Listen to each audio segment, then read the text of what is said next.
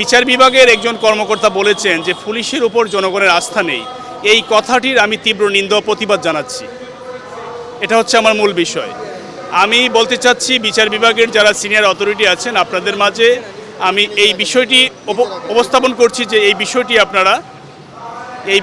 আপনারা দ্রুত খতিয়ে দেখে এটি একটি সংশোধনী বার্তা দেওয়ার জন্য। কারণ হচ্ছে এই ভিডিও বার্তার মাধ্যমে সাধারণ জনগণ পুলিশ বাহিনীর উপর আস্থা ক্ষুণ্ণ হচ্ছে, অনাস্থার সৃষ্টি হচ্ছে।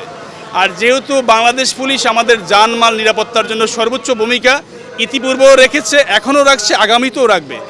এই মাননীয় নির্বাহী ম্যাজিস্ট্রেটের এই বক্তব্যের ফলে এটি একটা বিরূপ মন্তব্য সৃষ্টি হয়েছে, বিরূপ একটি প্রভাব পড়তে পারে এবং পুলিশ বাহিনীর সদস্য যারা আছেন তাদের কাজে ব্যাঘাত ঘটতে যাচ্ছে এবং তারা যে নিরলসভাবে বাংলাদেশের জন্য কাজ করছে সেই কাজে অদূর ভবিষ্যতে ব্যাঘাত ঘটবে।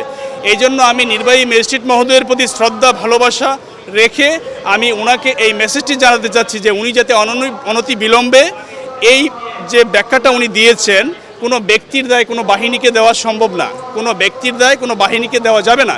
কোনো ব্যক্তি ভুল করতে পারেন, কিন্তু ব্যক্তির জন্য পুরো পুলিশ বাহিনীকে যে আপনাদের উপর জনগণের আস্থা নেই এই কথাটি খুবই বাজে হয়েছে।